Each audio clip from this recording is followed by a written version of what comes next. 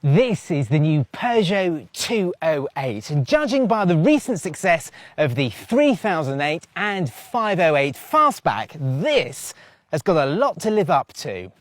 That's because Peugeot is having a renaissance. Gone are the days of it building ugly, flimsy, undesirable cars, and now they're making ones people actually want to own.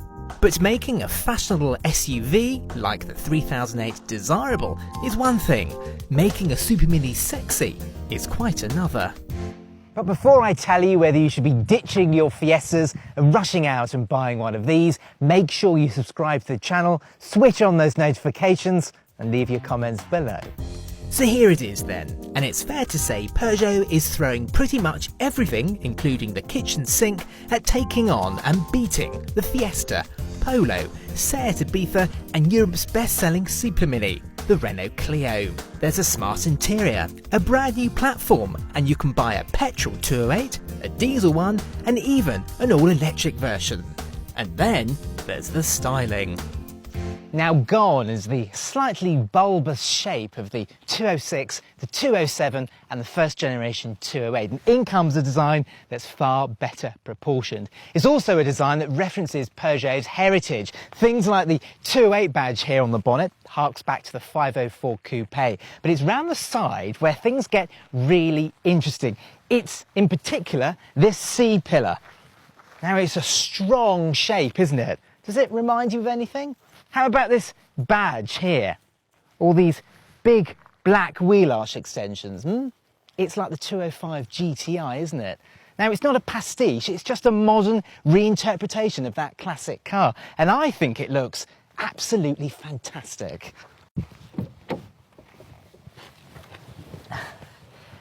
Now, whilst the outside may reference old Peugeot models, there is nothing old in here whatsoever, because my word, what a fantastic interior this is. And this interior really does set a new benchmark in the class for design, because there's nothing else that looks like it, is there? It makes a VW Polo look decades old. Now let's talk a little bit about the tech. So in the centre here you get your usual touch screen. It uses the familiar system we've seen in Peugeots and Citroëns of old, and it's not the best system in the world. For instance, the heating controls are buried away in a sub-menu, but it does look pretty cool. And for this 208, Peugeot's introduced a new feature. So you use your 3 fingers there, prod the screen, and it takes you to the home menu. It's a little bit gimmicky, isn't it? But there's nothing gimmicky about the rest of the tech in here. Things such as the iCockpit screen in front of you. Nothing new, I hear you say, but in mid-level models and above in the 208, it has a 3D look to it. Now, it's a bit difficult to explain, but it looks really cool, and the functionality on it is great as well. Other cool features, well, there's a little panel here. Doesn't look particularly special, does it? But if you press it, it drops down and there's a little shelf. If you grab your mobile phone, it's a place for you to slot your mobile phone in so you can see it. Pretty cool, isn't it? And there's a USB-C charging port there, a conventional USB port there, so you can connect your phone up to the Apple CarPlay and the Android Auto, which comes as standard on this car as well. But if that's not good enough, it's the sense of quality in here as well. Yes, there are a few hard plastics here and on the top of the dash, but generally speaking, the fit and finish in here is absolutely brilliant, and something you wouldn't expect in a Peugeot from 5 years ago, I can tell you. Another nice thing are the seats. Now, this is a GT line car, so you get these heavily bolstered sports seats, but look at the material quality in here. Nice bits of leather, contrast stitching, nice fabrics. This is a really, really nice place to be. While the front seems massive for a small car, in the back it's a slightly different story. Because of a lower roofline, headroom is a little tight if you're over 6 foot, and the boot is now a little smaller than the old 208s. Now it's only really average. So the new 208 looks great on the outside and on the inside, and that interior certainly has the wow factor. It's also surprisingly posh and well made too. With all that in mind, surely the new 208 is good to drive. Well, the answer to that is no. And I don't mean it's a bad car to drive whatsoever, it just hasn't got the same sort of wow factor like The interior, for instance. Let's start with the good. Well, we've got the 1.2 here, 3-cylinder turbocharged petrol. The higher output one, the 130 horsepower one. For the time being, that is the most powerful petrol engine you can buy. And like we've seen in lots of other Peugeots, this engine is really very good indeed. It picks up really nicely. Feels very urgent, very, very fizzy, and it's matched up to a really good gearbox. Now, you're probably expecting me to be driving a 6-speed manual, but I'm not, because the 6-speed manual, in actual fact, the gear change in that is quite rubbery and a bit imprecise. We've got the new gearbox here, the 8-speed automatic. 8 speeds in a little Super Mini. Mad, isn't it? But 8-speed automatic gearbox, and honestly, it just changes gear almost imperceptibly.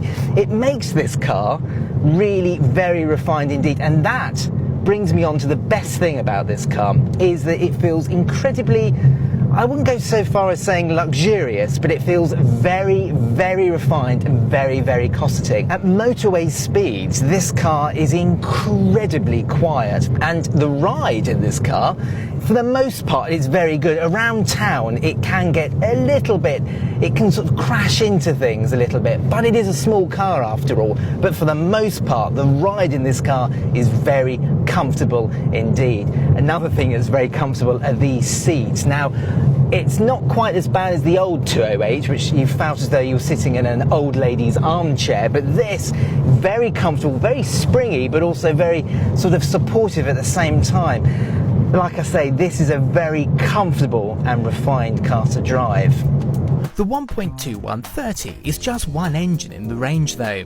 You can have a 75 or a 99 bhp 1.2 litre turbo as well, and if you really want a diesel, there's a 99 bhp 1.5. The diesel is a little gruff, but it's nicely punchy, and it should return up to 70 mpg and emit just 84 grams per kilometre of CO2. But if that's a little bit too last century for you, there's also an all-electric E208.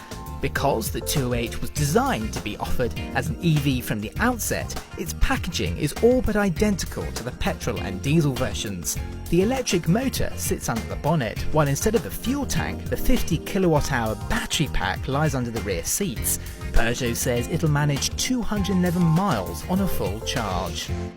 Okay, right, the bad things. Firstly, it's the steering. Now, the steering in this car is very, very light, which is great around town, but it doesn't quite weight up enough on faster sections of road. It also feels a bit sort of gloopy. It doesn't feel as smooth as it should.